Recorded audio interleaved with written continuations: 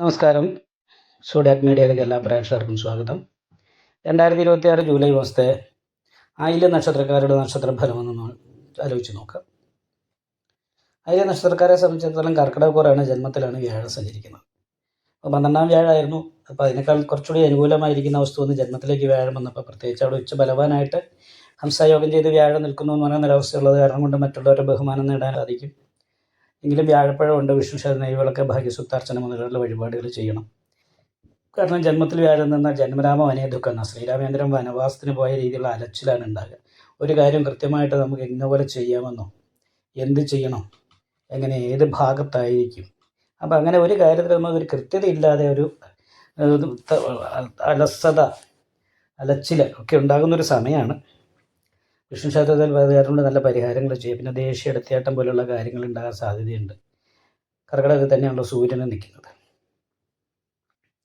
അതുപോലെ നല്ല ഉദ്ദേശത്തോടുകൂടി സംസാരിച്ചാലും ചില സമയത്ത് അത് കേൾക്കുന്നവർക്ക് അപ്രിയമായിട്ട് തോന്നുക, സാമ്പത്തിക ഞെരുക്കം പോലെയുള്ള പ്രശ്നങ്ങൾ ഉണ്ടാകുക. നല്ല ഉദ്ദേശത്തോടുകൂടി സംസാരിച്ച കാര്യങ്ങൾ അതൊരു തെറ്റിദ്ധാരണാജനകമായിട്ട് മറ്റുള്ളവർക്ക് അനുഭവപ്പെടുക, അതിൻ്റെ പേരിലുള്ള സംസാരം ഉണ്ടാകാനും സാധ്യതയുള്ള കാരണം കൊണ്ട് ശ്രദ്ധിച്ച് സംസാരിക്കണം. നടുവേദന പോലെയുള്ള രോഗങ്ങൾക്ക് യോഗമുള്ള സമയമാണ്. അതുകൊണ്ട് നാഗപൂജ ചെയ്യണം. കാരണം പൂർവികമായിട്ട് ആരാധിച്ചു വന്നിരുന്ന നാഗ ആരാധനയൊക്കെ മുടക്കിയത് കൊണ്ട് ഉണ്ടാകുന്ന ദോഷങ്ങളാണ് വരാനുള്ള സാധ്യത. അഷ്ടമത്തിലാണ് രാഹു നിൽക്കുന്നത്, നഷ്ടസ്ഥാനത്ത്. അപ്പോൾ നഷ്ടസ്ഥാനത്ത് പോയി രാഹു നിൽക്കുകയും അത് അഷ്ടമത്തിലാകുകയും കൂടി ചെയ്യുന്നു എന്ന് പറയുമ്പോൾ അത് ദോഷം കുറച്ച് വർദ്ധിപ്പിക്കും. അത് മാത്രമല്ല അഷ്ടമാധിപതി ഭാഗ്യസ്ഥാനത്താണ്. അപ്പം അഷ്ടമാധിപതി ഭാഗ്യസ്ഥാനത്ത് നിൽക്കുമ്പോൾ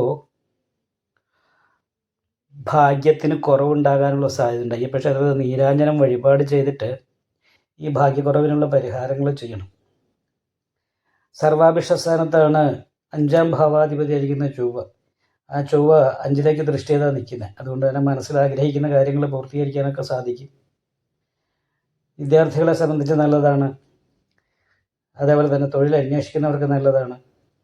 അനാവശ്യമായിട്ടുള്ള ചിലവിൽ വരാതെ ഇരിക്കാനായിട്ട് സാധിക്കുന്ന ഒരു മാസമായിട്ടാണ് കാണുന്നത്. ചിലവൊക്കെ നിയന്ത്രിക്കാനായിട്ട് സാധിക്കും. പിന്നെ കർമാധിപതി ലാഭസ്ഥാനത്ത് നിൽക്കുന്നേരം തൊഴിലുണ്ടാകും. തൊഴിലിനനുസരിച്ചുള്ള സാമ്പത്തികമായ നേട്ടങ്ങളും ഈ മാസത്തിൽ അനുഭവിക്കാനുള്ള യോഗം തന്നെയാണ്. പക്ഷേ പരിഹാരങ്ങൾ ചെയ്യണം. വിഷ്ണുവിൻ്റെ ക്ഷേത്രത്തിലും അതുപോലെ തന്നെ നാഗദോഷ പരിഹാരമൊക്കെ ചെയ്തുകൊണ്ടിരിക്കണം. എന്നാൽ അനുകൂലമായ ഗുണഫലങ്ങൾ തന്നെ കിട്ടും. ശരഭായോഗം ചെയ്ത് 2ൽ ചന്ദ്രൻ ലഗ്നാധിപതി രക്ഷാസ്ഥാനത്ത് നിൽക്കുന്ന കാരണം കൊണ്ട് സ്വയം മുന്നിട്ടിറങ്ങി ചെയ്യുന്ന കാര്യങ്ങളൊക്കെ വിജയം നേടാനായിട്ടും സാധിക്കും. 4ാം ഭാവശുദ്ധിയുള്ളത് കാരണം കുടുംബ സംബന്ധമായിട്ട് സുഖം അനുഭവിക്കാനായിട്ട് സാധിക്കുന്ന ഒരു സമയം കൂടിയാണ്. വീട്ടിലുള്ളവരുമൊക്കെ ആയിട്ട് ബന്ധപ്പെട്ട് നല്ല രീതിയിൽ സന്തോഷത്തോടുകൂടി മുന്നോട്ട് പോകാനായിട്ട് സാധിക്കും. പിന്നെ നാഗദോഷ പരിഹാരം, അയ്യപ്പക്ഷേത്ര നീരാഞ്ജനം വഴിപാട്, വിഷ്ണു ക്ഷേത്ര നെയ്വിളക്ക്, ഭാഗ്യസൂക്താർച്ചന മുതലായിട്ടുള്ള വഴിപാടുകളൊക്കെ ചെയ്തിട്ട് ദോഷം മാറ്റാനായിട്ട് ശ്രദ്ധിക്കണം. നിങ്ങൾക്ക് ഈ വീഡിയോ ഇഷ്ടപ്പെട്ടാൽ ലൈക്ക് ചെയ്യുക. നിങ്ങളുടെ അഭിപ്രായങ്ങൾ കമൻറ്റ് ചെയ്യാം. ജ്യോതിഷവുമായി ബന്ധപ്പെട്ട കൂടുതൽ കാര്യങ്ങൾ അറിയാൻ ഈ ചാനൽ സബ്സ്ക്രൈബ് ചെയ്യുക. ഞങ്ങളുടെ ഓൺലൈൻ കൺസൾട്ടൻസി നമ്പർ താഴെ ഡിസ്ക്രിപ്ഷൻ ബോക്സിൽ കൊടുത്തിട്ടുണ്ട്. ആവശ്യമുള്ളവർക്ക് കോൺടാക്റ്റ് ചെയ്യാവുന്നതാണ്.